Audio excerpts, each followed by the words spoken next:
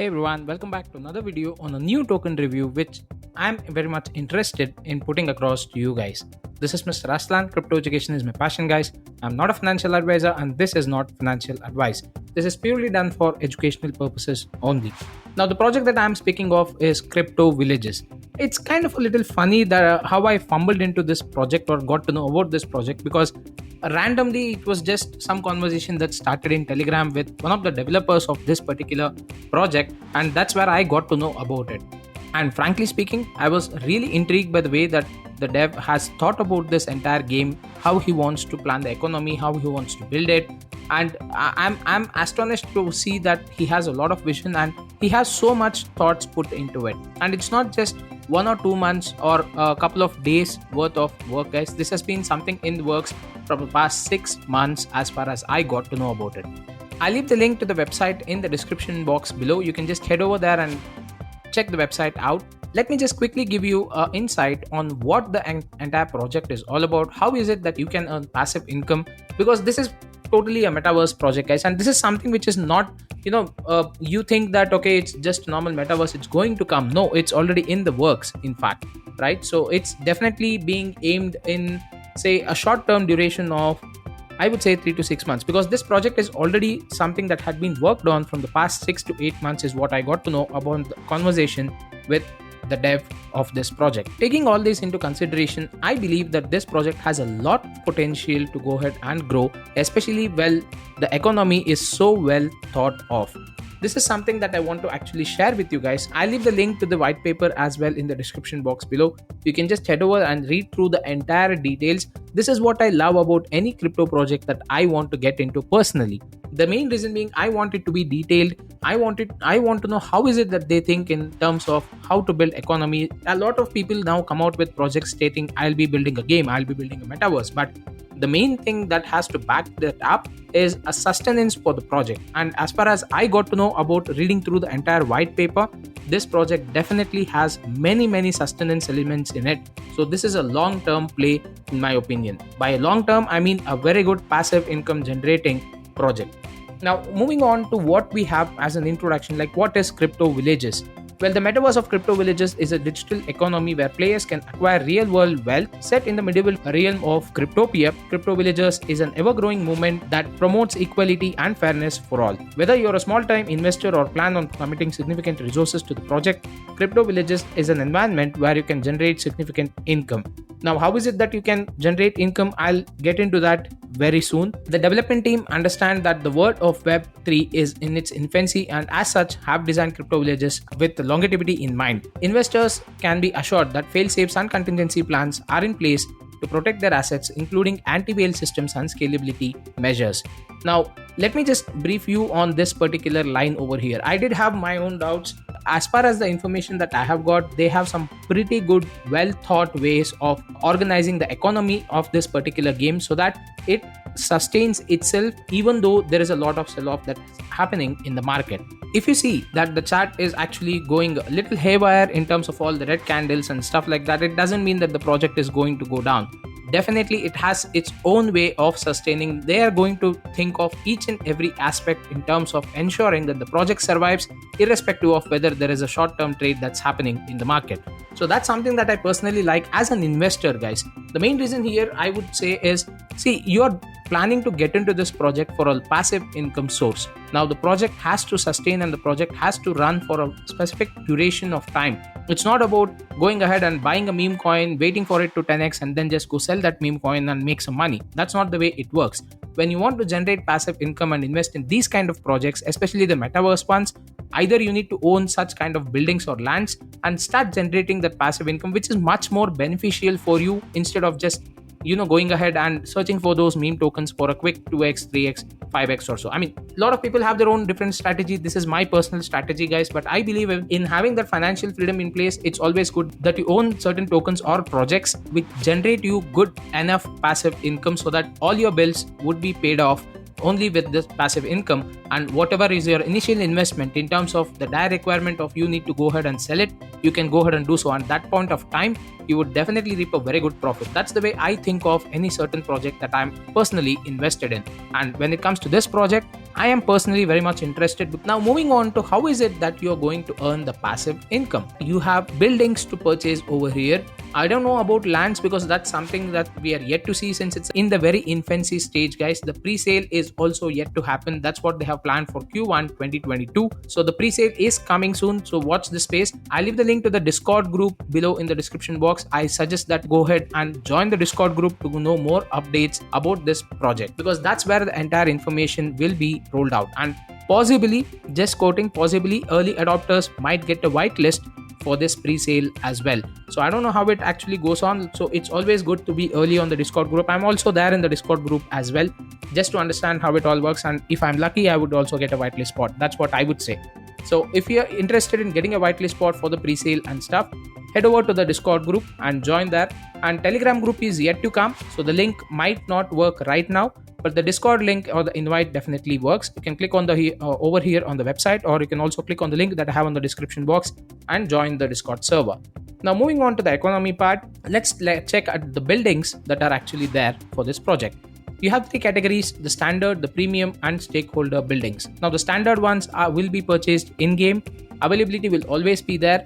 What are the types? You have a hut, a cabin, a bungalow, or a cottage. And bonuses, you don't have any bonuses. That's how it is designed.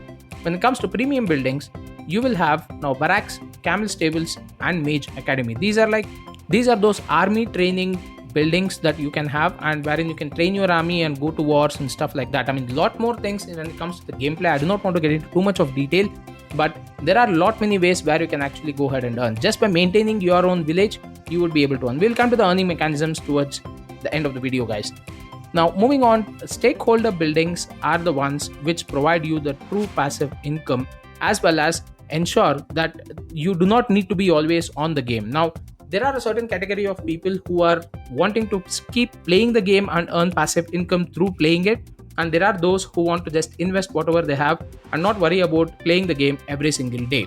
And for those set of people who want to just invest, these are pretty big amounts, guys. These are not small buildings. Stakeholder buildings do cost some amount. That's what I have heard.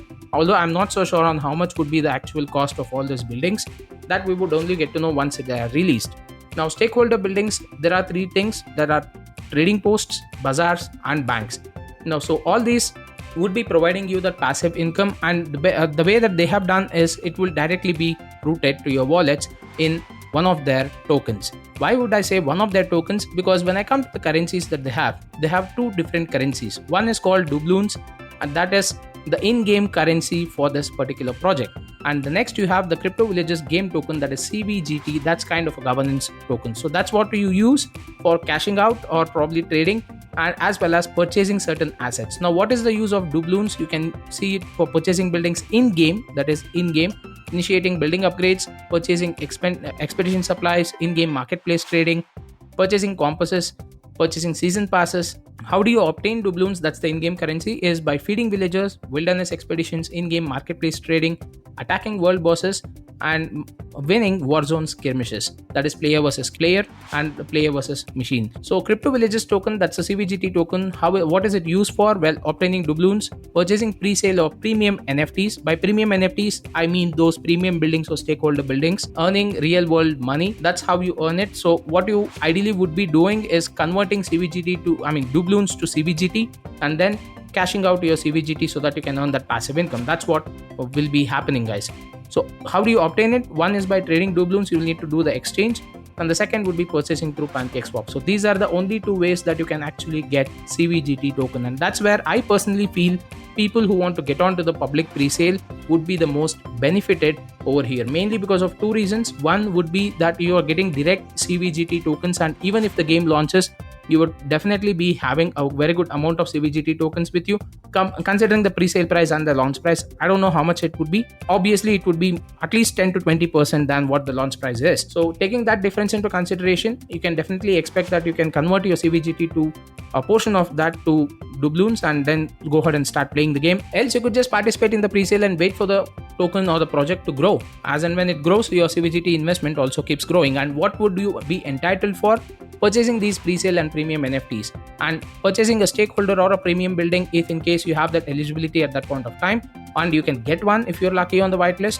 then you would be earning that passive income without even you playing the game as well. So that's the advantage I look at when it comes to CBGT, guys.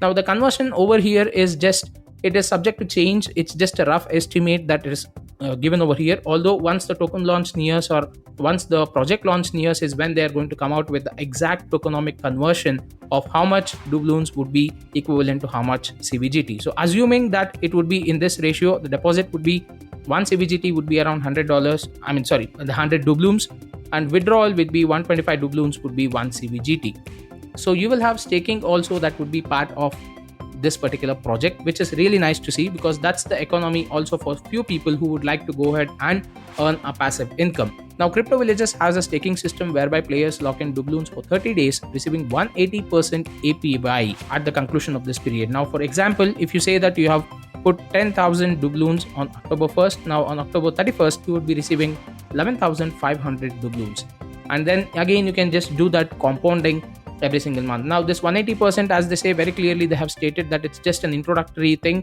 and it will not remain as and when the time progresses. So the early ones who go ahead and stake would be the most benefited. That's how regularly all the staking pools work in many of the projects, guys.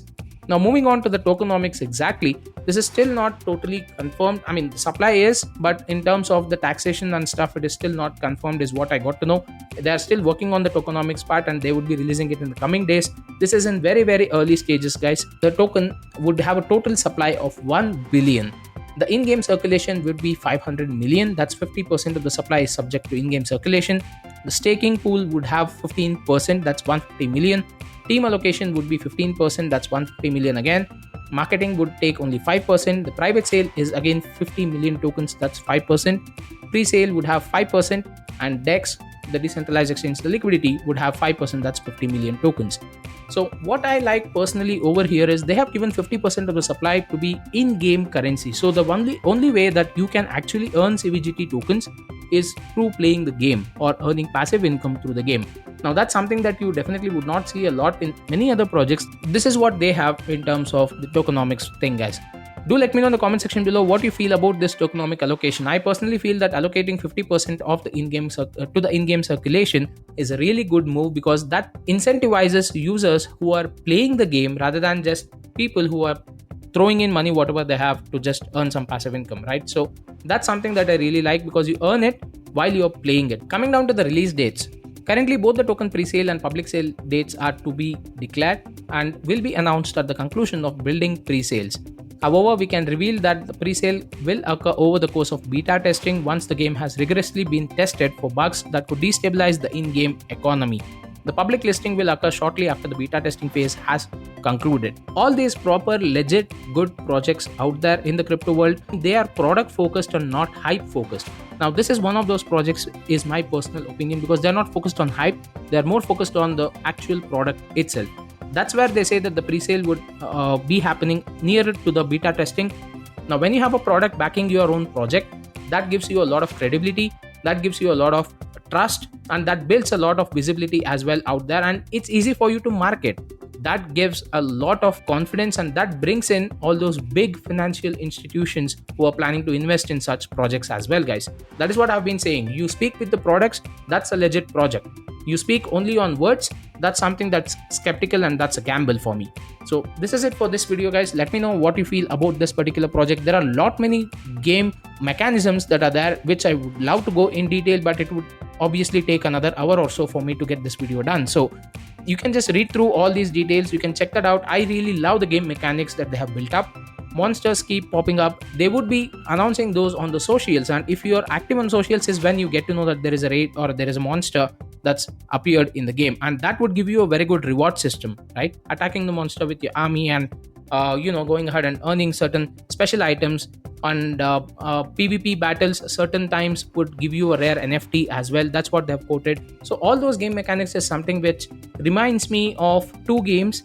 One is Age of Empires 2, the second one would be League of Legends. So these are the two games which I am inspired or probably think of when I read through all these game mechanics. So you can just have a look at it in detail from your end, and let me know in the comment section below what you feel about this project. Now lot of people might think that why is it that this is an undoxed project and why should I go ahead and invest? Well, I've been a little skeptical in terms of doxing as well. I was just speaking about the same exact question with the dev as well. I asked this a direct question: why is it that you people have not doxed?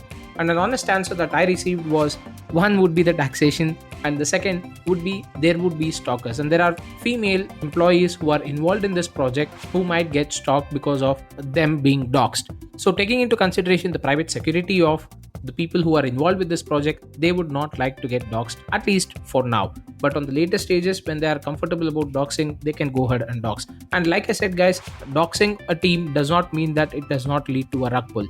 Well, just to give you an example, what happened with Suzuki Inu, all about what is it that the people are planning to build and what is the finished product that you have in front of you.